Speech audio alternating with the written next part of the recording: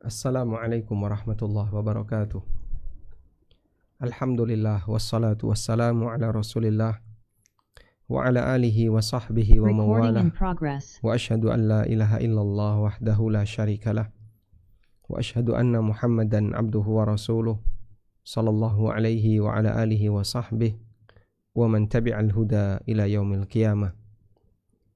Alhamdulillah, puji syukur kita haturkan kehadirat Allah Subhanahu wa taala di kesempatan sore hari ini bersama Muslimah Academy. Kembali kita melanjutkan pembahasan buku yang ditulis oleh Dr. Shalih Al-Fauzan hafizahullah ta'ala, yaitu Tanbihat ala ahkamin takhtassu bil mu'minat, beberapa hukum berkaitan dengan para wanita. Dan insyaallah yang akan kita kupas di kesempatan sore hari ini diberi judul oleh penulis Al-Faslu Tsani fi bayani ahkamin takhtassu bit tazayyunil jismi lil mar'ah. Penjelasan hukum berkaitan dengan berhias bagi wanita. Baik, insyaallah kita akan membuka keterangan yang beliau sampaikan dalam buku ini. Berikut adalah apa yang beliau sampaikan. Qala al-musannif hafizahullah ta'ala, penulis menyebutkan al-faslu tsani, pasal yang kedua, fi bayani ahkamin tahtassu bitazayyun, penjelasan tentang hukum tahtassu bitazayyun al-jismi, berkaitan dengan berhias secara fisik, lil mar'ah, bagi wanita. Bagaimana hukum menghiasi fisik wanita? Baik, bahwa dalam Al-Quran Allah Subhanahu wa ta'ala menyebut berhias bagi wanita itu merupakan fitrah. Berhias bagi wanita adalah fitrah. Allah Subhanahu wa ta'ala berfirman, awa may yunashsha'u fil hilyah, apakah makhluk yang hidup fil khilyati, dalam perhiasan, wa huwa fil khisami ghairu mubin, dan kalau debat kurang jelas, ghairu mubin ay ghairu mubayyin, kurang begitu menjelaskan. Wa ja'alul malaikata alladzina hum ibadur rahmani inatha, mereka menjadikan para malaikat yang merupakan para hamba-hamba Allah sebagai anak perempuan Allah. Asyahidu khalqahum, apakah mereka pernah menjadi saksi untuk proses penciptaan malaikat kok sampai dikatakan sebagai anak perempuan Allah?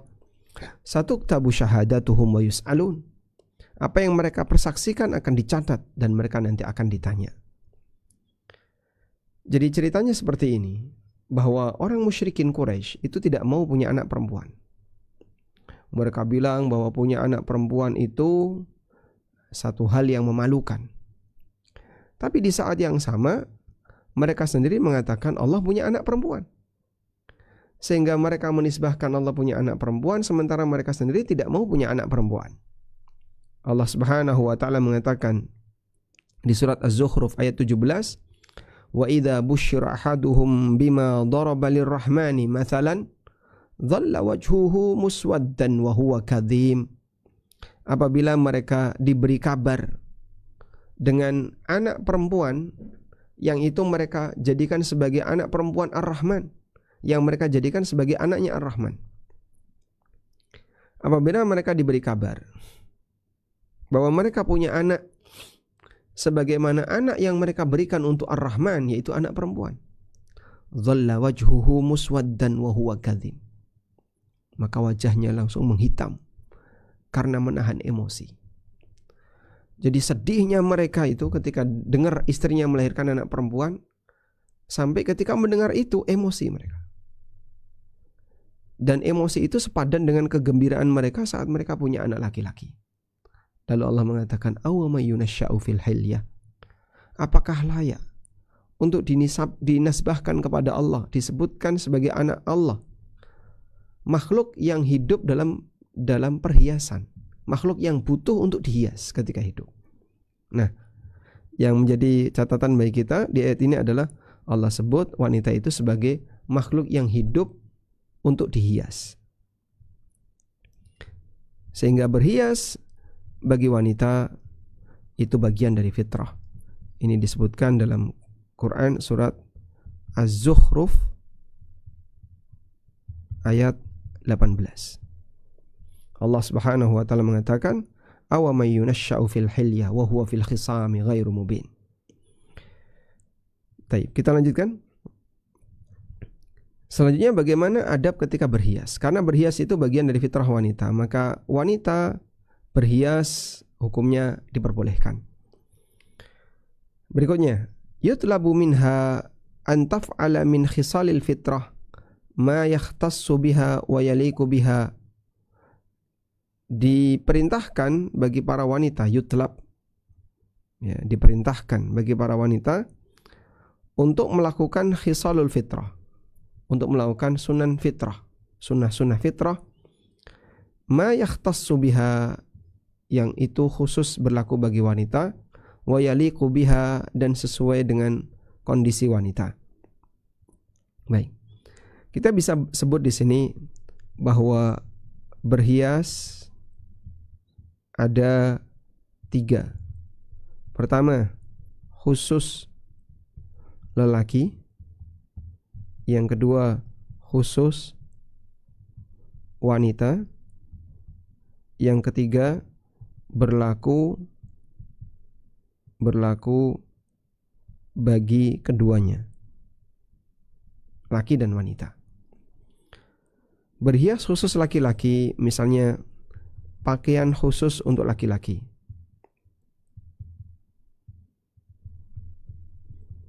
Baik, contohnya apa, Pak? Ya, contohnya apa yang menjadi ciri khas laki-laki? Wanita nggak boleh pakai seperti itu, karena itu khusus bagi laki-laki. Anda bisa sebutkan semua pakaian yang khusus bagi laki-laki.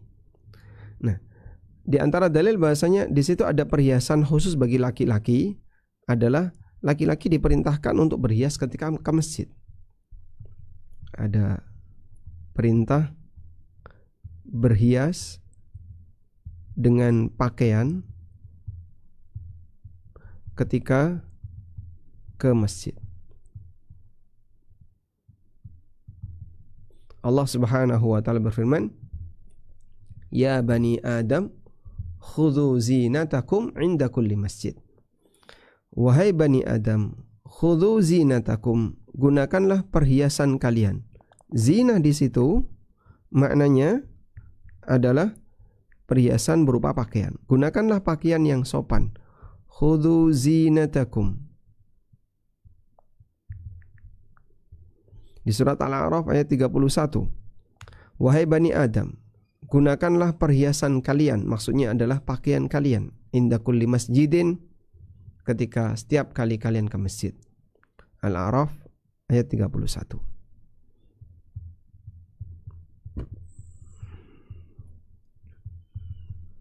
Baik. Selanjutnya ada perhiasan khusus wanita.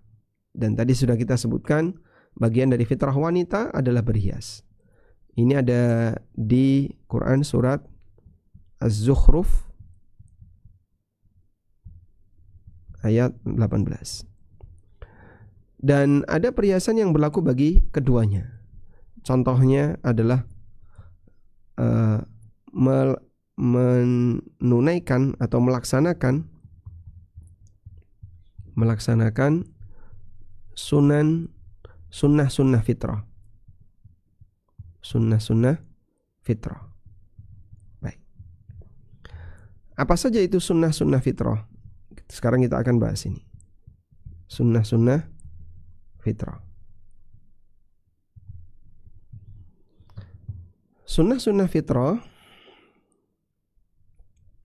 disebutkan oleh penulis. Pertama adalah qasyul adzafir wa ta'ahudiha. Yang pertama adalah motong kuku dan perhatian terhadap kuku. Karena memotong kuku termasuk sunnah biijma'i ahli ilmi, dengan sepakat ulama. Dan ini termasuk di antara sunnah fitrah, ajaran fitrah yang disebutkan dalam hadis. Di samping itu, membersihkan kuku termasuk di antara bagian dari an-nadhafah, menjaga kebersihan. wal husni, dan menjaga penampilan. Wa ma fi baqaiha tawilatan, ketika kuku dibiarkan sangat panjang, minat tashwih, itu akan menakutkan, dan tasyabbuh bis siba, kemudian meniru binatang buas, wa tarakumil ausakh, demikian pula akan menjadi tempat bersemayamnya kotoran, tahtaha, di bawahnya. Termasuk diantaranya adalah man usulil ma ila ma tahtaha, bisa menghalangi air yang ada di bawahnya. Wa ba'dul muslimat qad ubtulina bitatwilil adhafir, sebagian muslimah mereka memanjangkan kuku, tiru-tiru wanita kafir. Wa jahlan bis sunnah, dan karena dia bodoh dengan masalah sunnah, gak ngerti tentang bagaimana sunnah terkait kuku, jadi dipanjangkan ya. Dan itu hal yang kurang tepat, karena kuku itu dianjurkan untuk dipotong. Wa yusannu lil mar'ati izalatu sya'ril ibtain wal 'ana, dianjurkan juga bagi wanita untuk menghilangkan rambut ketiak dan bulu kemaluan. Amalan bil haditsil warid, mengamalkan hadis yang ada fi dzalika, dalam masalah ini. Walima fihi minat tajammul, selain itu ini juga bagian dari upaya untuk berhias. Wal ahsan, dan yang terbaik, ayyakuna dzalika kullu usbu'in, itu dilakukan setiap pekan. Aw la yutraku aktsara min arba'ina yauman, atau tidak dibiarkan melebihi 40 hari. Sebagaimana disebutkan dalam hadis Anas radhiyallahu anhu. Namun di sini sayangnya penulis hafizahullah taala tidak menyebutkan sunan fitrah dalam satu hadis dan beliau tidak mengutip itu. Coba kita carikan hadisnya.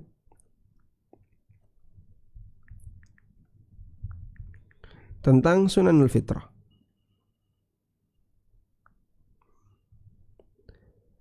Nabi SAW menyebutkan berkaitan dengan sunanul fitrah. Di sini. Di sebagian hadis disebutkan dengan bilangan tertentu, dan di hadis yang lain disebutkan dengan bilangan yang berbeda. Wa qad jaa'a fi sahihi Muslim, disebutkan dalam Sahih Muslim dari Abu Hurairah radhiyallahu anhu, Nabi SAW pernah bersabda, al fitratu khamsun, fitrah itu ada 5. Apa sih Pak yang dimaksud dengan sunan al fitrah itu? Yang dimaksud dengan sunan al fitrah itu adalah ajaran para nabi. Nah, di sini disebutkan fa inna sunan al fitrati katsiratun aw salaha ba'duhum ila 30. Sebagian ulama menyebutkan ada sekitar 30 kebiasaan baik yang diajarkan oleh para nabi. Wahia min sunanil anbiya, dan itu adalah ajaran para nabi salawatullahi wassalamu alaihim ajma'in, alladzina umirna bil iqtida'i bihim, di mana kita diperintahkan untuk meniru mereka. Sebagaimana Allah tegaskan, fabihudahu muqtadi, dengan praktek yang mereka lakukan iqtadi, tirulah. Sehingga Anda bisa tulis di sini, sunan fitrah adalah ajaran para nabi yang sejalan dengan fitrah, makanya disebutlah sunan al-fitrah. Baik. Nah, sunan fitrah yang merupakan ajaran para nabi ini dianjurkan bagi kita untuk menirunya. Kemudian berapa jumlahnya? Sebagian ulama menyebutkan sekitar 30 sunnah fitrah. Ada 30-an. Banyak sekali dong Pak. Iya. Dan sebagian sudah kita amalkan, walaupun kita tidak menyadari terkadang itu adalah bagian dari sunan fitrah. Contohnya Pak, potong kuku, kemudian membiarkan jenggot, cukur kumis, lalu mencabut bulu ketiak, membersihkan bulu kemaluan. termasuk juga cukur rambut. Kemudian apalagi membersihkan barojim itu ini. Lalu termasuk diantaranya adalah cuci tangan, berkumur, bersiwak, memakan dengan menggunakan tangan kanan itu termasuk. Cebok dengan menggunakan tangan kiri, menyentuh kotoran pakai tangan kiri, ada banyak sekali. Totalnya ada 30-an. Baik. Nah, dari 30 itu sebagian disebutkan dalam hadis. Di antaranya dalam Sahih Bukhari dari Abu Hurairah radhiyallahu anhu, Nabi SAW bersabda, "Al-fitratu khamsun." Fitrah itu ada 5. Al-khitan wal istihdad wa taqlimul adhafir wa nubtul ibti wa qassus syarib. Khitan, membersihkan bulu kemaluan, kemudian potong kuku, mencabut bulu ketiak, dan cukur kumis. 5 sunnah fitrah. Tapi di sini tidak membatasi. Nabi SAW hanya menyebutkan 5 dan masih banyak yang lain. Wa jaa fi hadithi Aisyah radhiyallahu anha annaha asyra. Dan disebutkan dalam hadis Aisyah radhiyallahu anha jumlahnya ada 10. Di mana beliau mengatakan qala Rasulullah sallallahu alaihi wasallam, ashrun minal fitrah, ada 10 hal yang merupakan fitrah. Qassus syarib, potong kumis. Wa i'fa'ul lihyah, membiarkan jenggot. Wassiwak, bersiwak. Istinsyak, menghirup air ke dalam hidung. Istinsyakul ma', menghirup air ke dalam hidung. Qassul adhafir, potong kuku. Ghuslul barajim, membersihkan al-barajim. Kalau coba kita lihat untuk memastikan ya. Inilah al-barajim. Anda bisa lihat ini. Berikut ini adalah al-barajim. Jadi ruas-ruas kuku inilah al-barajim. Wah, punya saya terlalu bersih, Pak. Iya, karena Anda tidak pernah nyentuh tanah. Bagi orang yang kerja di sawah, kerja di ladang, kerja di laut, kerja di tempat-tempat yang dia bersinggungan dengan barang-barang yang berdebu, ini kotor sekali. Nah, sehingga orang kalau cuci tangan ini nggak digosok, barojim nggak digosok, itu kotor sekali. Jadi kemungkinan orang dulu itu ngapal-ngapal ya. Ngapal di area-area seperti ini sampai kotor sekali. Maka Nabi SAW menjadikan ini sebagai bagian dari sunan fitrah. Kita lanjutkan. Wa nutful ibd, mencabut bulu ketiak. Kalau kuat, kalau nggak kuat Pak Ustadz, ya silahkan dikerok. Intinya dipotong, dipendekkan. Wa halqul anah, mencukur bulu kemaluan. Wa intiqasul ma', yakni al-istinja. Kemudian intiqasul ma', dan yang dimaksud adalah al-istinja, bersuci setelah buang air. Qala Zakaria. Jadi kalau kita total ya, apa yang tadi disebutkan, ini totalnya ada 9. Padahal kan nyebutnya ashrun minal fitrah, ada 10 hal yang merupakan fitrah. Coba kita hitung ya. Qassus syarib, cukur kumis 1.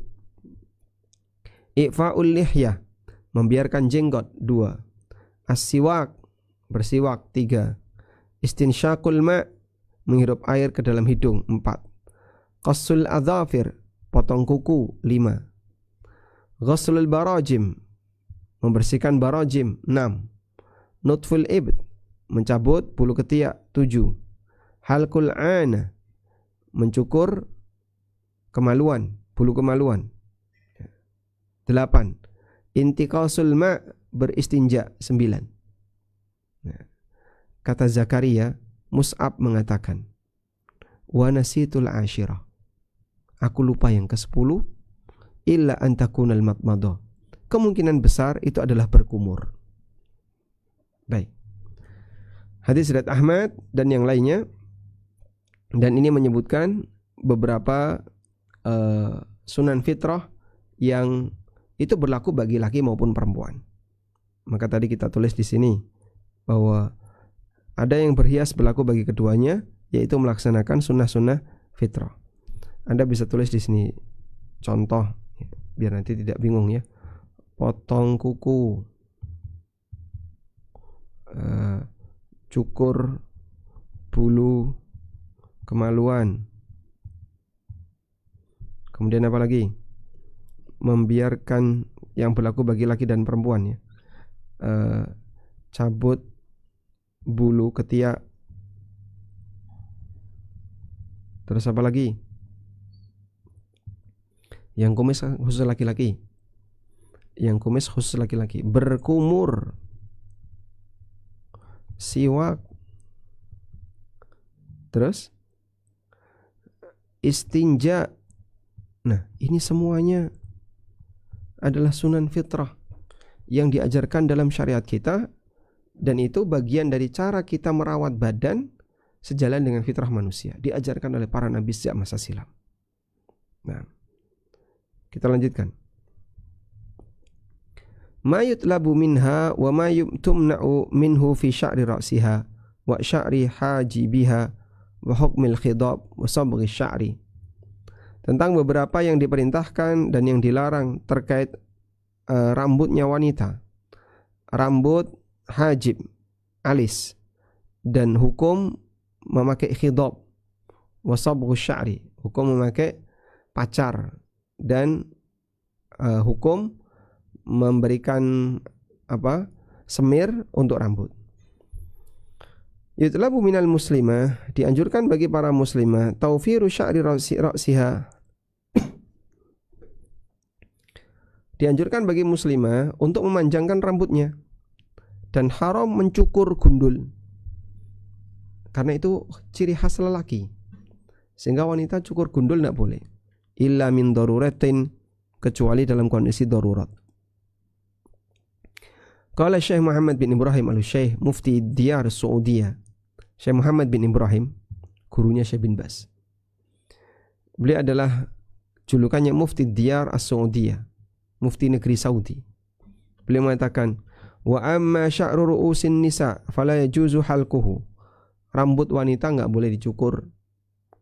Berdasarkan riwayat An-Nasa'i dalam sunannya dengan sanadnya dari Ali bin Abi Thalib radhiyallahu anhu, dan diriwayatkan oleh Al-Bazzar dalam musnadnya dari Utsman radhiyallahu anhu, dan diriwayatkan oleh Ibnu Jarir dengan sanadnya dari Ikrimah radhiyallahu anhu.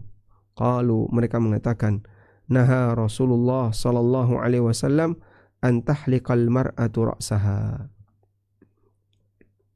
Rasulullah sallallahu alaihi wasallam melarang wanita mencukur rambutnya.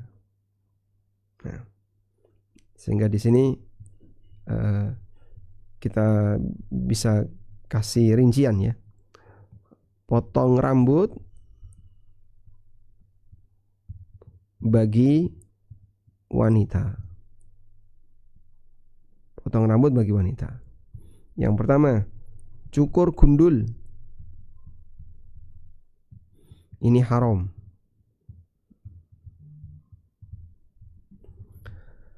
Ada dua alasan di sini. Kenapa haram? Tasyabbuh dengan lelaki. Karena tasyabbuh dengan laki-laki.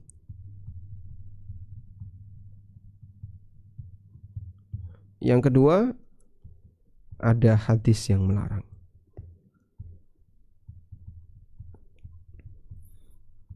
Contohnya apa Pak hadis yang melarang? Tadi sudah kita sebutkan ya. Hadis dari hadis yang tadi kita singgung, di sini ada hadis dari Utsman dan hadis dari Ali radhiyallahu anhuma. Wa nahyu idza ja'anin nabi sallallahu alaihi wasallam fa innahu yaqtadi tahrim ma lam yarid lahu mu'aridun.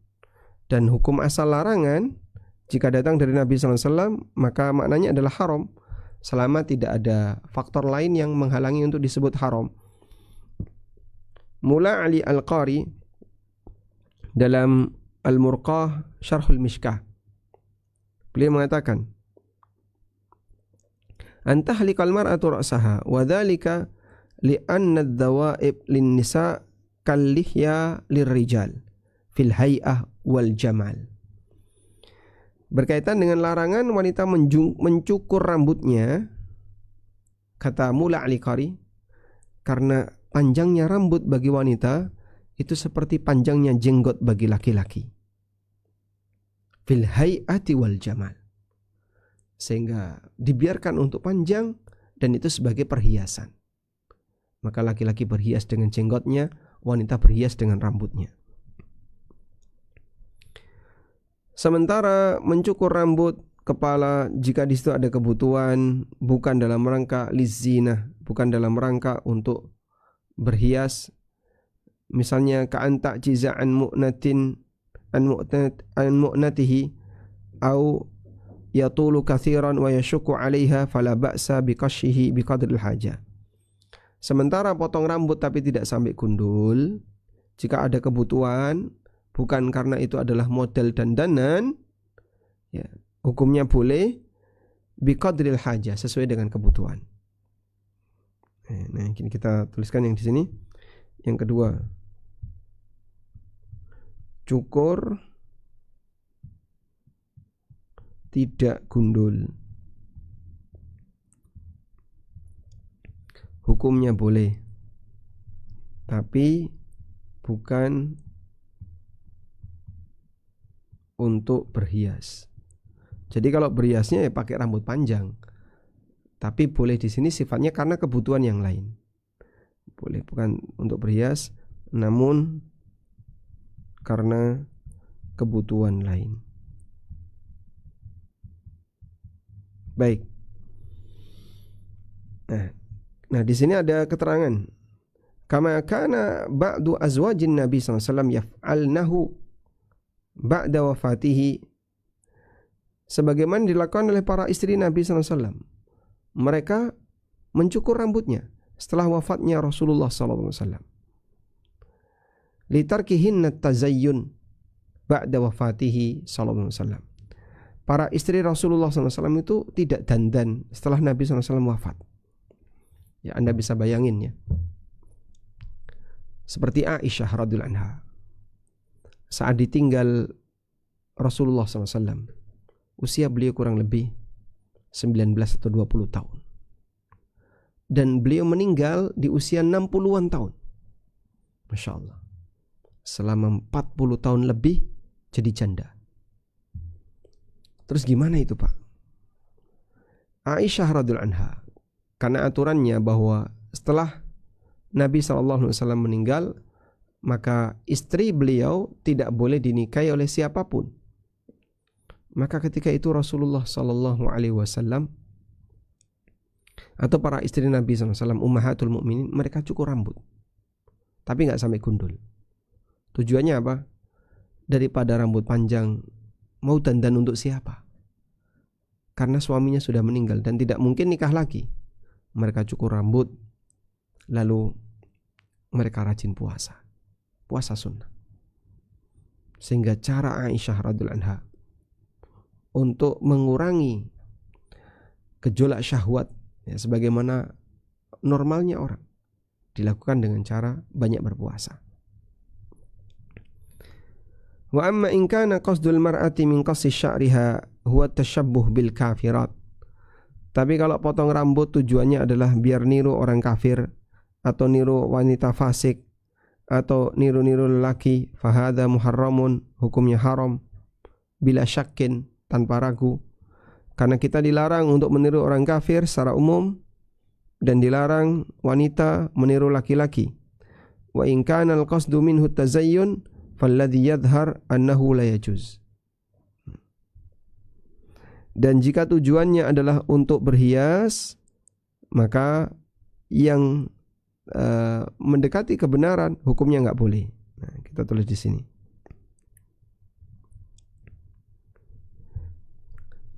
Hukum cukur tidak gundul bagi wanita, hukum cukur tidak gundul bagi wanita itu tergantung niat. Di sana tergantung niat. Yang pertama, jika niatnya untuk meniru, untuk tasyabbuh, Ya, untuk meniru aja, untuk meniru orang kafir atau lelaki, nah, maka ini hukumnya tidak boleh. Sehingga ada orang yang potong rambutnya, saya pengen niru ini. Nah, yang dia tiru itu tokoh kafir misalnya, atau sosok kafir, sosok fasik, tidak boleh. Atau saya pengen jadi seperti laki-laki, pengen kayak cowok rambut pendek, tomboy, tidak boleh. Karena meniru orang kafir atau meniru laki-laki bagi wanita hukumnya dilarang. Yang kedua, jika niatnya untuk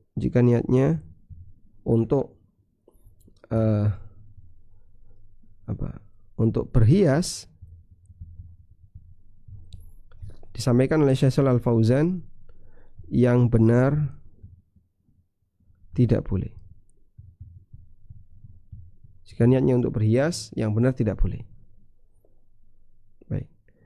Yang ketiga, jika niatnya karena keterbatasan, karena kebutuhan, hukumnya boleh. Wallahu a'lam. Demikian keterangan beliau. Kita lanjutkan. Qala Syekh Muhammad Al-Amin Asy-Syinkiti rahimahullah.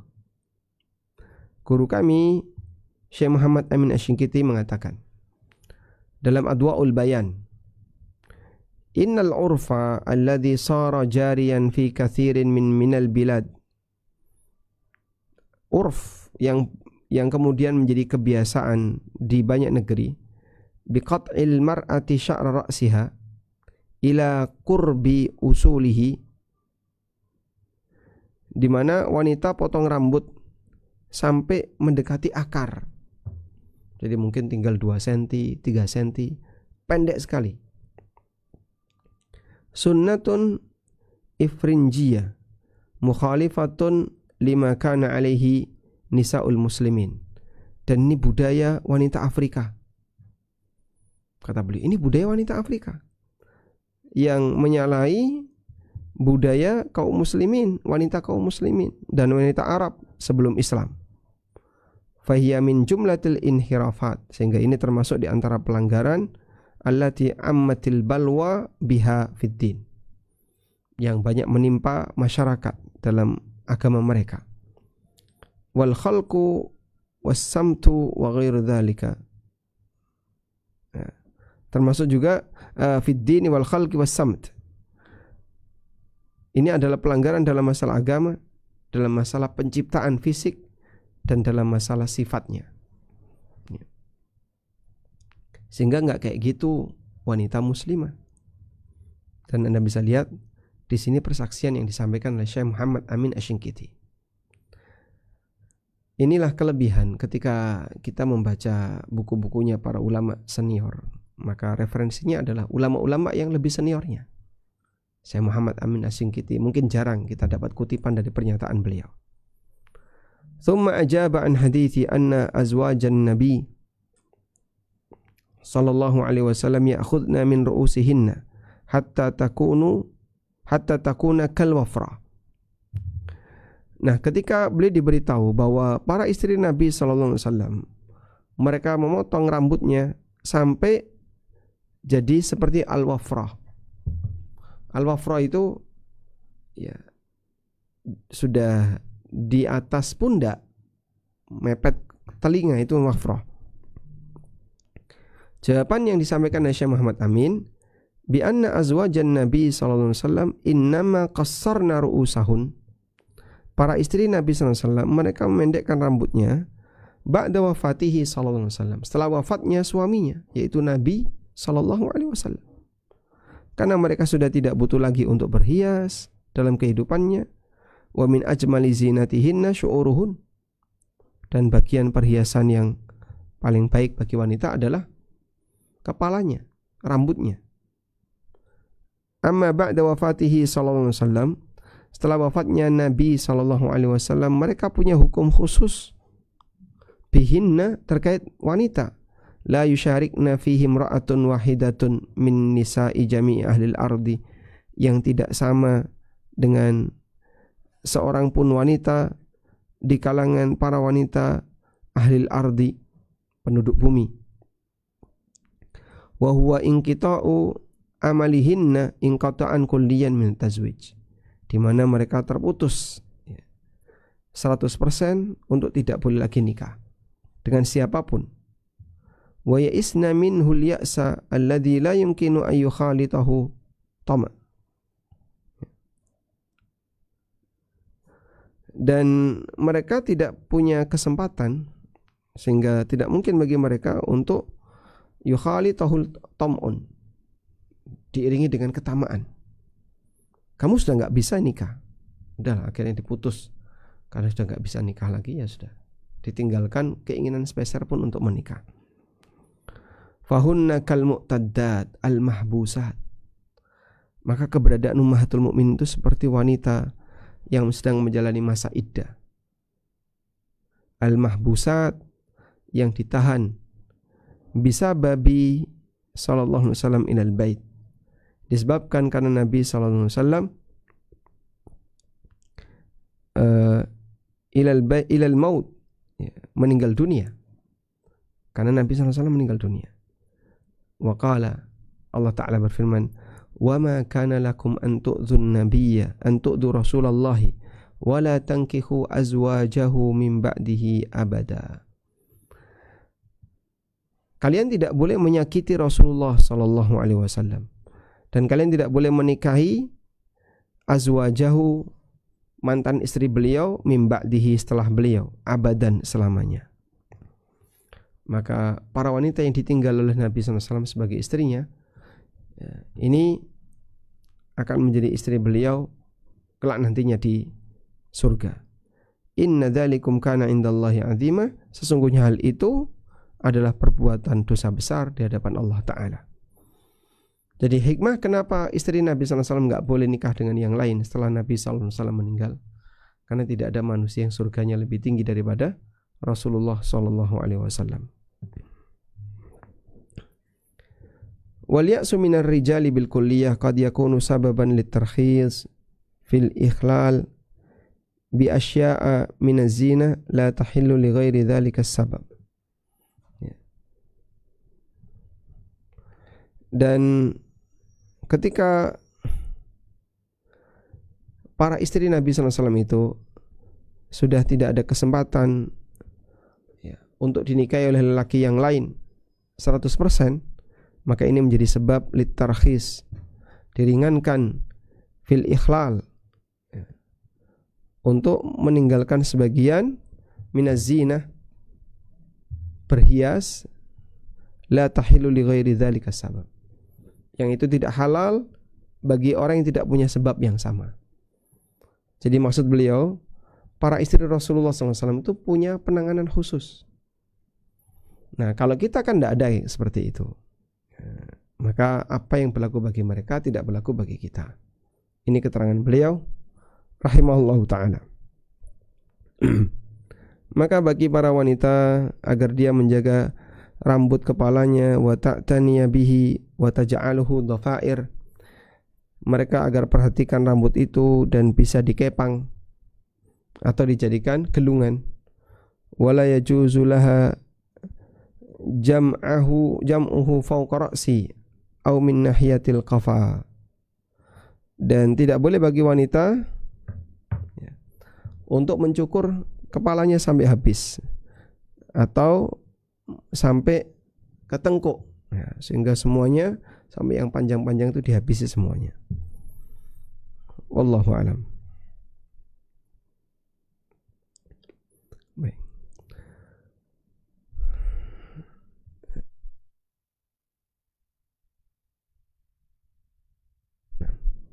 Ditunggu sejenak.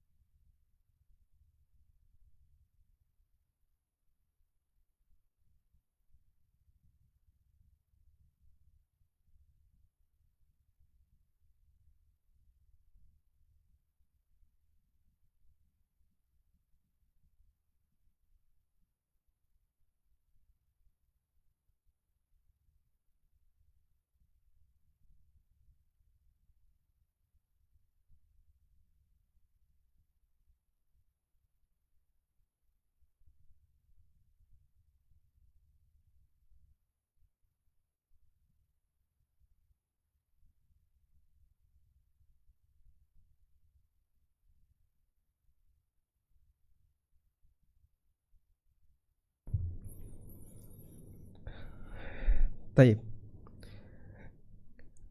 Kita lanjutkan keterangan dari beliau. Sekarang masih berkaitan dengan masalah rambut ya. Jadi tadi kita masuk pada satu kesimpulan bahwa pada asalnya wanita tidak boleh memendekkan rambutnya kecuali karena kebutuhan. Dan salah satu pertimbangan kebutuhan itu adalah sudah tidak ada suami, sehingga tidak perlu untuk berhias. Dan misalnya lagi repot dalam merawat rambut, karena kalau panjang harus menyediakan obat A, obat B, dan seterusnya. Qala Syekhul Islam Ibn Taimiyah. Kata Syekhul Islam, kama yaqsidu ba'dul baghaya an tudaffira sya'raha dhafiran wahidan masdulan bainal katifain. Sebagian di antara al-baghaya ini sebutan untuk pelacur, wanita tunasusila, mereka mengepang rambutnya menjadi satu kepangan, masdulan bainal katifain. Kemudian ditaruh di antara dua tulang belikat, satu kepangan panjang. Ya, wallahu alam. Dan ini yang pernah disaksikan oleh Syekhul Islam di masa beliau. Pelacur dulu kayak gini dandanannya. Wa qala Syekh Muhammad bin Ibrahim mengatakan, amma ma yaf'aluhu ba'dun nisa'il muslimin, yang dilakukan oleh sebagian wanita kaum muslimin di zaman ini, min farki sya'ri ra'si min janibin wa jam'ihi min nahiyatil qafa au ja'lihi fawqa ra'si kama taf'aluhu nisa'ul ifrin, fahadha la yajuz lima fihi min at-tashabbuh bi nisa'il kufar. Apa yang dilakukan oleh wanita muslimah zaman sekarang, di mana mereka farku sya'ri ra'si min janibin, jadi rambutnya dibagi menjadi dua, dipisah, dibagi menjadi dua, sudah. Kemudian setelah itu digabungin lagi di belakang. Ya, bahasa kita dikepang. Setelah terbagi menjadi dua, dikepang. Atau ditaruh di atas kepala, seperti yang dilakukan oleh para wanita Afrika. Jadi dikumpulin jadi satu, digelung di atas. Hadza la yajuz. Seperti ini enggak boleh. Kan ini tasyabbuh dengan wanita kafir. Nah, ya wallahu alam. Dan ini bisa kita sebut kejadian yang ada di masa itu, wanita kafir kayak gini ciri dandanan mereka. Baik, sekarang kita coba tuliskan di sini berkaitan dengan model menata rambut. Yang pertama, dilarang untuk meniru wanita kafir atau fasik. Baik, yang kedua, dilarang meniru lelaki.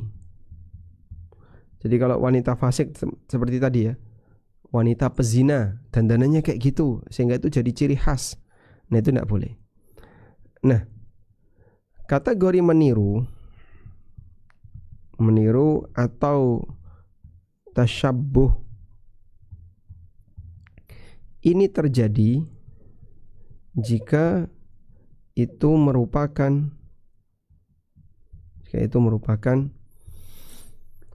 ciri khas wanita tersebut. Jika bukan ciri khas, tidak masalah. Misalnya, ini sudah menjadi kebiasaan umum. Tapi jika bukan ciri khas,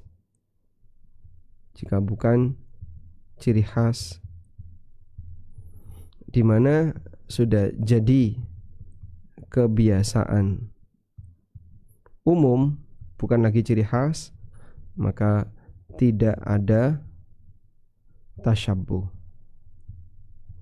Nah, tasyabbuh sama siapa yang semuanya melakukan seperti itu? Tasyabbuh sama siapa? Kalau semuanya melakukan seperti itu. Anda bisa lihat misalnya dulu toga itu pakaiannya uskup Nasrani.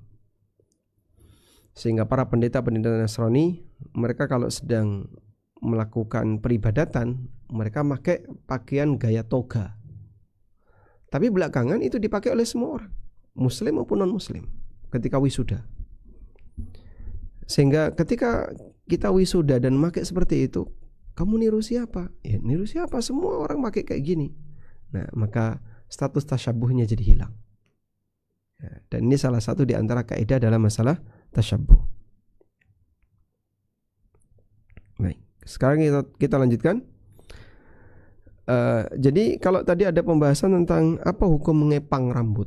Wallahu alam, kalau ngepang 3 itu dilakukan oleh Ummu Atiyah radhiyallahu anha ketika memandikan putri Nabi SAW, Zainab. Rambutnya dikepang 3 ketika meninggal. Jadi dimandikan, kemudian rambutnya dikepang 3. Kalau kepang 1, dulu pelacur itu kayak gitu. Tapi sekarang kan sudah enggak.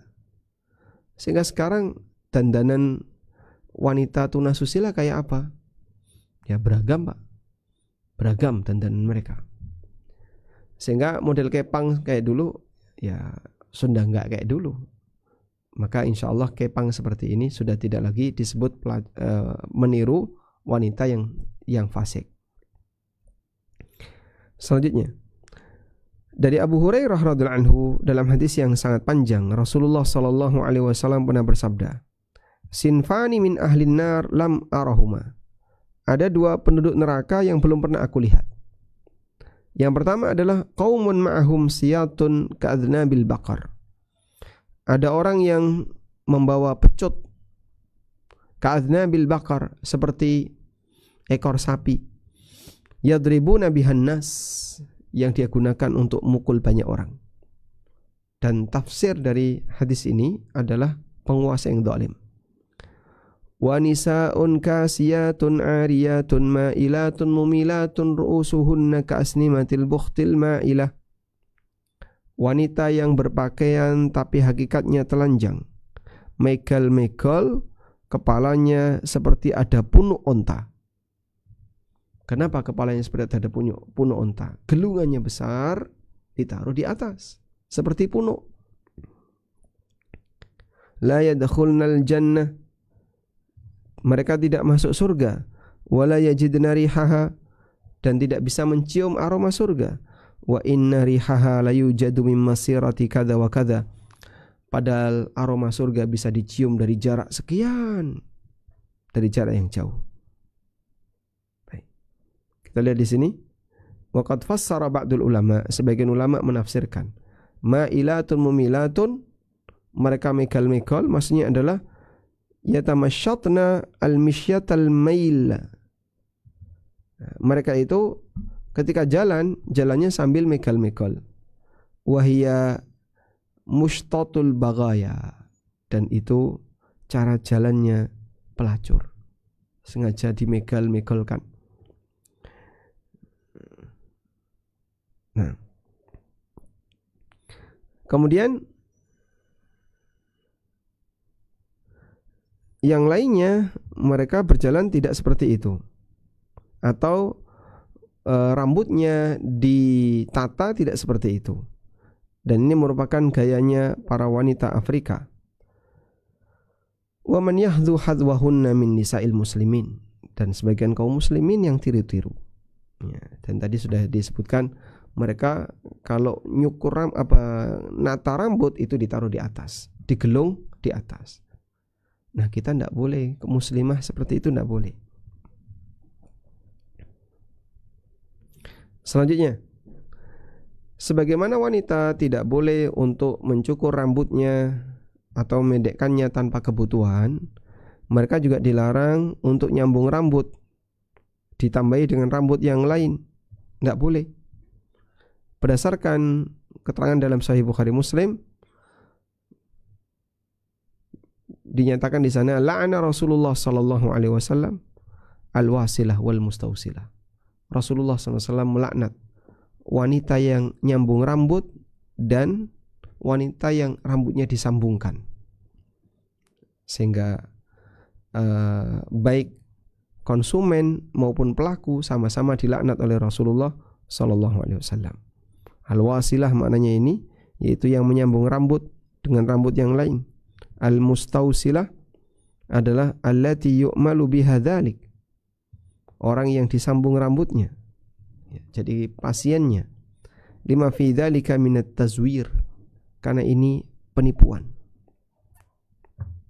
Karena yang seperti ini penipuan. Sehingga kalau memang rambutnya sudah banyak yang rontok, jadi agak botak, dah memang saya sudah tua, saya sudah berumur dan seterusnya. Di antara nyambung yang statusnya haram adalah lubsul barukah al-ma'rufah fi hadzal zaman. Menggunakan al-barukah. Coba wig kita lihat di sini. Apa sih hukum al-barukah?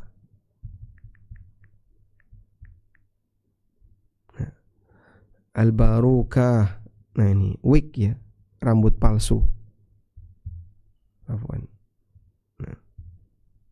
Inilah al-barukah. Dijual, Masya Allah.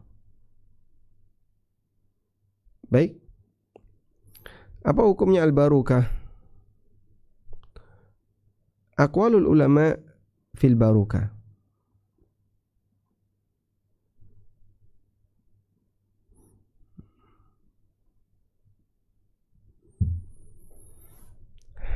Coba kita lihat di sini.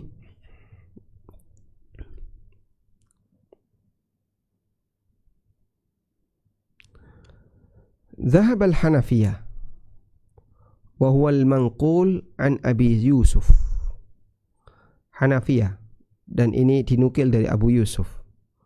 Mereka mengatakan yurakhas lil mar'ah fi ghairi sya'ril adami tattakhidhu litazida quruniha. Dibolehkan bagi wanita untuk menggunakan rambut palsu tapi bukan rambut manusia, agar semakin memperkaya rambutnya sebagai hiasannya. Dan mereka berdalil dengan hadis yang diriwayatkan oleh Aisyah radhiyallahu anha, di mana beliau mengatakan laisatil wasilatu billati ta'nun wala ba'sa an tu'ril mar'atu minasy-sya'ri fatasilu qarnan min quruniha bisufin aswad wa innamal wasilatu allati takunu baghyan fi syabibatiha fa idza asannat wasalatha bil qiyadah. Kata Aisyah bahwa yang nyambung rambut itu bukan seperti yang kalian maksud, sehingga tidak masalah seorang wanita rambutnya disambung sehingga dia menjadi rambut tambahan dengan menggunakan suf aswad, kain wol yang berwarna hitam. Berarti kan bukan dari jenis rambut manusia. Baik, ini pendapat yang pertama. Jadi kalau yang digunakan itu bukan jenis rambut manusia, tidak masalah. Nah, jika demikian berarti barukah tadi dalam mazhab Hanafiyah tidak masalah jika bahannya bukan rambut manusia. Wadhabal Malikiyah, sementara menurut Malikiyah mereka berpendapat ada mutafrik fit tahrim, enggak ada bedanya, semuanya haram. Antara disambung dengan rambutnya manusia atau rambut yang lain. Illa annahum qad nassu ala anna al-wada' ala ra'si laysa biwaslin. Hanya saja mereka menegaskan kalau sebatas ditaruh di atas kepala itu bukan nyambung rambut. Sehingga kalau wig cuma ditaruh saja, tidak sampai ditanam atau dijahit, bukan termasuk menyambung rambut. Wan nahyu innama huwa an wasli sya'rin bi sya'rin. Larangan itu terjadi ketika bentuknya adalah nyambung rambut dengan rambut berikutnya. Nyambung rambut asli dengan rambut palsu, menyatu, tak boleh. Tapi kalau sebatas menyambung rambut dengan cara ditaruh saja, ini nggak benar. Dan itu bukan termasuk menyambung rambut. Wallahu alam.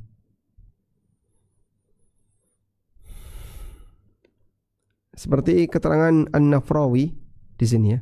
Qala An-Nafrawi wa mafhumu wasli, pemahaman yang kita bisa dapatkan dari kata wasl adalah annaha law lam tasilhu bi an wada'athu ala ra'siha min ghairi waslin la jaza kama nassa alaihi al-qadhi Iyad. Jadi kalau kemudian itu tidak menyatu dengan rambut, di mana sifatnya hanya diletakkan, hukumnya boleh sebagaimana keterangan Al-Qadhi Iyad.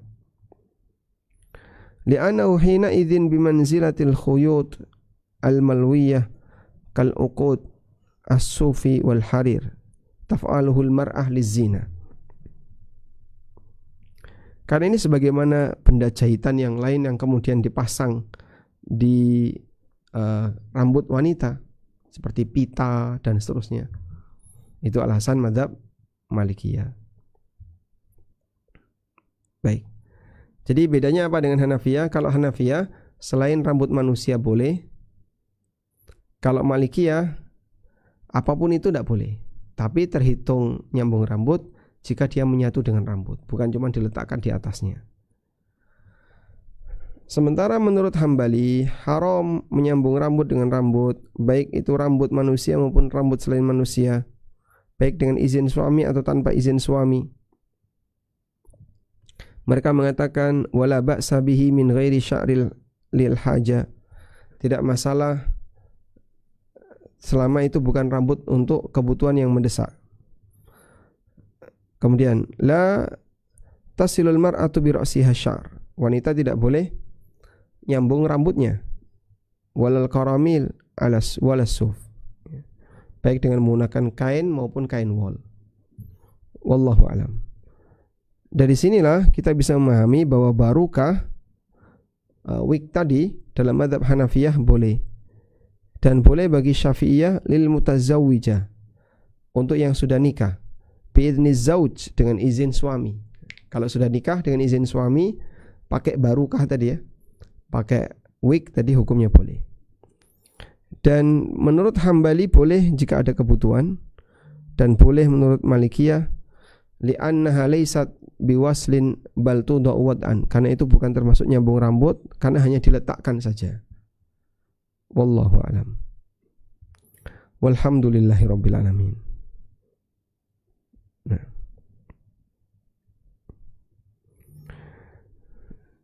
Dan di sini masalah rambut masih cukup panjang ya. Insyaallah kita akan sambung di pertemuan berikutnya berkaitan dengan bagaimana Islam mengajarkan cara merawat rambut dengan benar. Baik, mungkin demikian yang bisa kita sampaikan sebagai pengantar. Semoga yang sedikit ini bermanfaat. Wassallallahu ala nabiyyina Muhammadin wa ala alihi wa sahbihi wasallam.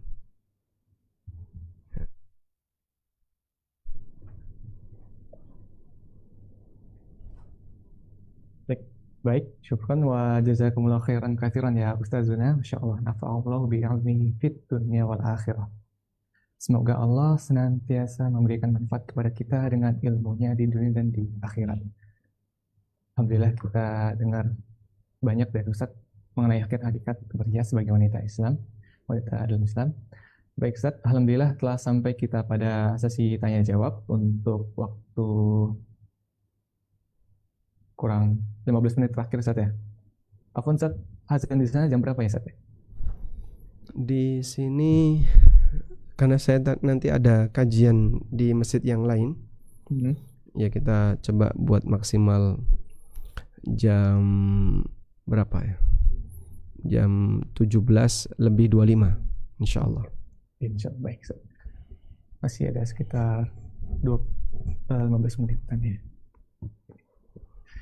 Maka kami persilahkan kepada para jamaah bagi yang ingin bertanya bisa menuliskan pertanyaannya pada kolom diskusi atau chat WA admin yang sudah kami taruh di kolom chat Zoom.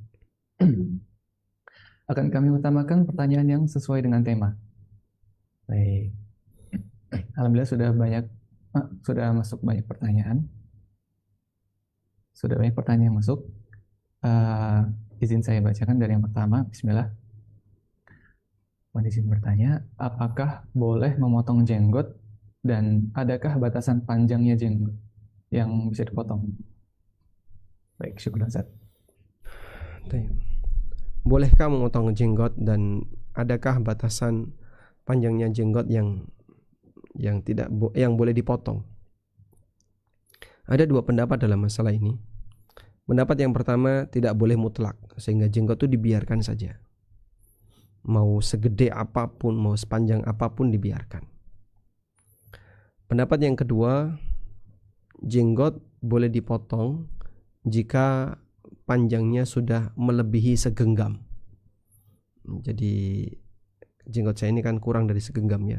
Jadi misalnya digenggam seperti ini ada sisa di bawahnya nih. Nah, sisa di bawahnya itu boleh dipotong. Dan ini pernah dilakukan oleh sahabat Abdullah bin Umar radhiyallahu anhuma. Beliau mempraktekkan seperti itu ketika Idul Fitri, dan ini kemudian dijadikan sebagai praktek yang menunjukkan bolehnya melakukan hal yang sama. Dan di antara yang membolehkan ini adalah Syekh Albani rahimahullah.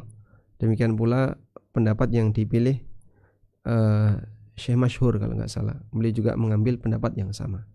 Wallahu a'lam.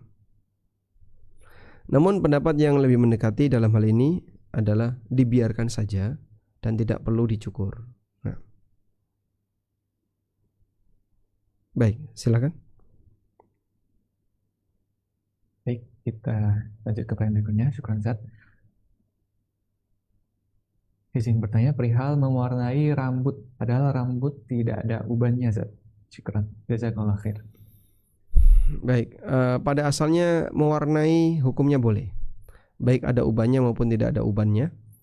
Kalau ada ubannya diperintahkan.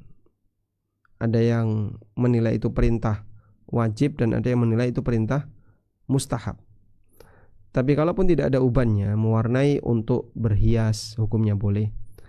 Kecuali kalau meniru orang fasik atau orang kafir misalnya. Jadi kalau misalnya ibu-ibu melihat ada penampilan orang fasik yang bagus, terus saya pengen tiru seperti dia, nah kita warnai rambut kita seperti dia, nah seperti itu tidak boleh. Karena mewarnai yang tujuannya seperti itu berarti tasyabbuh bil kufar. Wallahu alam.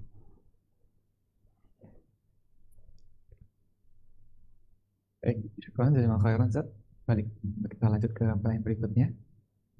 Bagaimana hukum menumbuhkan alis yang sangat tipis, misalnya dengan minyak kemiri, bukan niat untuk mempercantik, namun hanya karena tidak percaya diri? Syukran Zat. Jika prosesnya adalah dengan obat atau dengan dengan minyak, oles maupun yang lainnya, insya Allah tidak masalah. Jadi misalnya kita mengkonsumsi vitamin E atau vitamin C biar kulit seger, biar kulit cerah, atau biar misalnya rambutnya tumbuhnya kuat, tidak masalah. Orang menggunakan tonik misalnya biar nanti rambutnya kuat, silahkan. Karena manusia sebagaimana dia merawat badannya dengan cara mengkonsumsi makanan yang bergizi, maka hal yang sama dia juga boleh berhias dengan mengkonsumsi hal yang bergizi, kemudian itu bisa memperindah penampilan fisiknya. Wallahu alam. Baik, jazakallahu khairan Zat atas jawabannya. Ada pertanyaan berikutnya, bismillah. Ustadz, apabila kita ada usaha pakaian gamis wanita dan banyak hiasannya, apa kita sebagai penjual kena hukum tabarruj dan terkena dosa jariah? Barakallahu fikum Ustaz. Baik. Kembali kepada satu pertanyaan. Apa fungsi pakaian bagi wanita? Untuk menutup aurat, jelas, alhamdulillah kita paham itu. Untuk agar perhiasannya tidak kelihatan. Jadi kalau sebatas menutup aurat, Wanita bisa menutup aurat dengan cara apapun, yang penting menutup aurat. Tapi ketika pakaian itu semakin menampakkan keindahannya, dengan pakaian itu semakin menampakkan keindahannya. Sebelum berpakaian ini biasa saja, begitu dia pakai itu, Masya Allah, misalnya kelihatan makin cantik lah, kelihatan makin menawan dan seterusnya. Ini malah tidak boleh, karena dengan pakaian itu justru akan menimbulkan fitnah. Maka kita tekankan bagi para wanita yang berpakaian agar dia menjaga adab seperti ini, sehingga pakaian-pakaian yang justru akan memperindah dirinya, mohon maaf, seperti aneka tampilan cadar. Ya, itu kan ada cadar yang ketika dipakai semakin menawan, sehingga membuat lelaki jadi makin penasaran. Masya Allah, ini ya pasti yang pakai ini cantik misalnya. Ada cadar yang ketika dipakai membuat orang itu jadi nggak tertarik untuk melihat. Biasa saja cadarnya kayak gitu. Nah, Anda pilih yang kedua kalau emang mau serius untuk bercadar. Saya nggak tahu model-model cadar seperti apa, tapi jika ada cadar yang justru akan membuat dia makin menarik untuk dipandang, itu tidak boleh. Karena ilahnya, kenapa wanita diminta untuk bercadar, diminta untuk memakai pakaian yang lebih tertutup, dalam rangka menghindari fitnah. Dalam rangka menghindari fitnah, agar tidak menimbulkan syahwat bagi lawan jenis. Maka tujuan wanita berpakaian itu untuk menyembunyikan perhiasan, bukan malah menampakkan perhiasan. Memang yang namanya perhiasan wanita itu ada dua. Ada zinah zahirah dan ada zinah batinah. Zinah zahirah adalah perhiasan yang dia nampak di permukaan. Apa itu? Bajunya. Tapi ini tidak boleh justru menyebabkan banyak lelaki tertarik terhadap dirinya. Zina batina adalah perhiasan yang tidak boleh dilihat, misalnya kalung, kemudian apalagi gelang, terus apalagi gelang di kaki. Nah, itu zina batina. Wallahu alam. Karena itu kami sarankan kalau memang mau serius menjual baju-baju muslimah ya yang tertutup, maka penampilannya juga tolong dijaga dengan baik. Ya. Saya kira ada budaya yang berbeda antara ummahat yang tinggal di daerah dengan yang tinggal di kota. Ya, memang kita tahu bahwa gerakan hijrah ini kan, atau apa ya, boleh disebut teman-teman yang belajar agama dengan serius ini alhamdulillah sudah banyak menyentuh banyak kalangan, sehingga ada banyak sekali orang yang dulu jauh dari agama sekarang sudah mulai mendekat. Ya, kita memberikan apresiasi dan mudah-mudahan hidayahnya terus melekat pada dirinya sampai akhir hayat. Artis yang dulunya nggak pakai jilbab sekarang sudah mulai pakai jilbab. Yang dulunya jauh dari agama sekarang sudah pakai cadar misalnya. Mudah-mudahan istiqomah sampai akhir hayat. Cuman begini, pada posisi itu ketika mereka sedang menggunakan pakaian tadi, tolong diajari yang baik, bukan semakin menampakkan keindahan.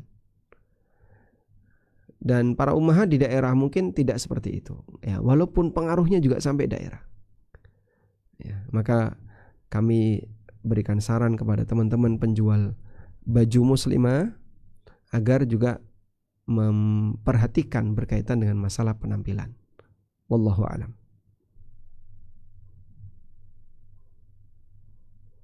Baik, syukran jazakallahu khairan Ustaz atas jawabannya.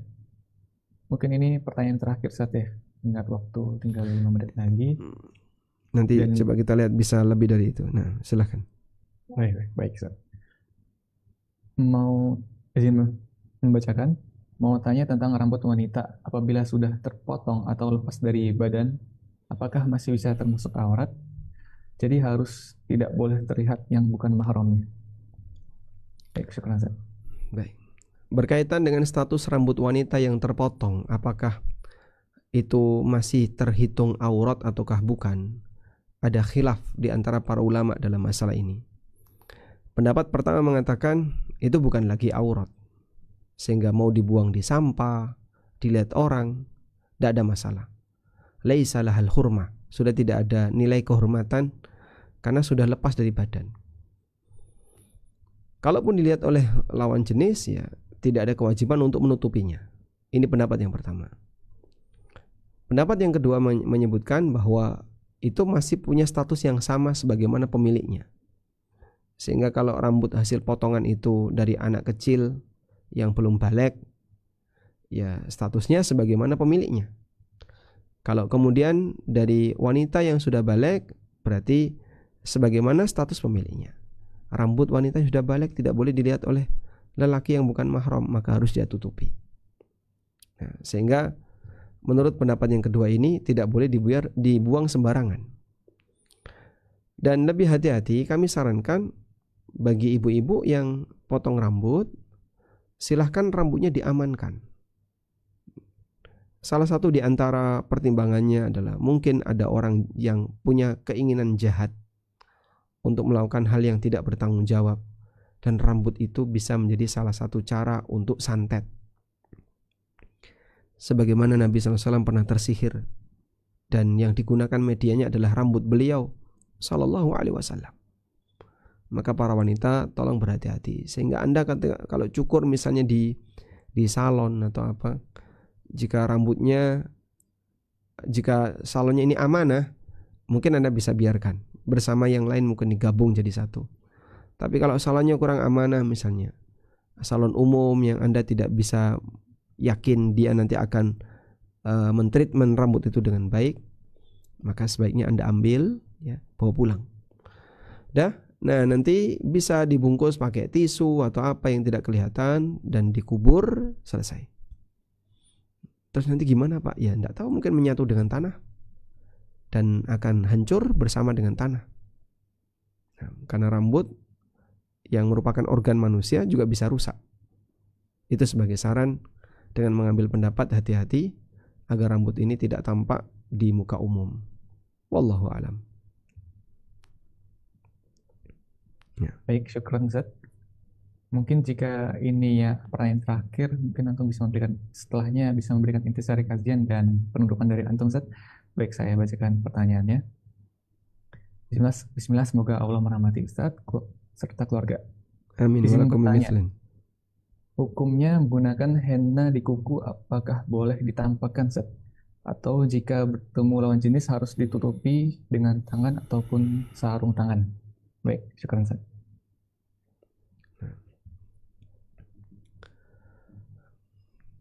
Jamaahir ulama mengatakan bahwa wajah dan telapak tangan ini bukan aurat. Bahkan termasuk Syafi'iyah yang mewajibkan bagi wanita untuk menutup wajah, untuk bercadar agar terhindar dari fitnah. Mereka sepakat wajah dan tangan juga bukan aurat. Makanya dalam sholat dibuka ketika tidak ada lelaki yang bukan mahram. Hanya saja ketika itu dikhawatirkan menimbulkan pengaruh fitnah. Pengaruh fitnah itu misalnya membuat lelaki jadi tertarik untuk melihat. Sehingga terkadang ada mata-mata yang nyasarnya ke tangan. Wajahnya nggak kelihatan. Cuman kelihatan matanya saja. Oh, tangannya bagus. Si lelaki itu melihat, memandang wanita yang bukan mahram itu sasarannya ke tangannya. Nah, yang lain nggak bisa dilihat, tinggal tangannya yang bisa dilihat. Nah, di saat sasarannya ke tangan, mana penampilan yang lebih menyenangkan untuk dilihat? Telapaknya atau punggungnya? Ya jelas punggungnya, Pak. Telapaknya, oh telapaknya putih. Ya semua telapaknya juga putih. Telapak saya juga putih. Walaupun punggungnya maghrib, kan gitu. Jadi dia akan melihat di bagian punggung telapak tangannya. Ini ketika dihias dengan henna, terus apa namanya, yang diukir itu, yang diukir di sini ya, dikasih ukir-ukiran pakai henna, kemudian kukunya dikutek misalnya, kelihatan masya Allah cantik sekali tangannya. Itu baru tangannya. Gimana wajahnya, orangnya misalnya. Nah, mungkin akan ada pikiran-pikiran kotor seperti itu. Maka para wanita diminta tolong rahasiakan. Kamu berhias untuk suami, bukan untuk suami orang. Kamu berhias untuk suamimu, bukan untuk orang lain. Sehingga jika memang dirasa kurang nyaman atau bisa jadi sasaran pandangan, gunakan sarung tangan. Atau Anda bisa gunakan manset ya. Manset atau apa yang tujuannya untuk menutupi punggung telapak tangan. Itu kalau keluar rumah. Ya walaupun pada asalnya ini bukan aurat. Jadi apakah wanita itu harus menutupi punggungnya? Jawabannya tidak, ini bukan aurat. Yang dimaksud telapak tangan itu yang mana sih Pak? Semua yang di atas pergelangan ini. Semua ini telapak tangan. Baik depan maupun belakang. Jadi ini ketika boleh dibuka, depan belakang boleh dibuka. Nggak ada ceritanya depan boleh dibuka, belakang, punggung wajib ditutup. Itu nggak ada ceritanya. Gimana?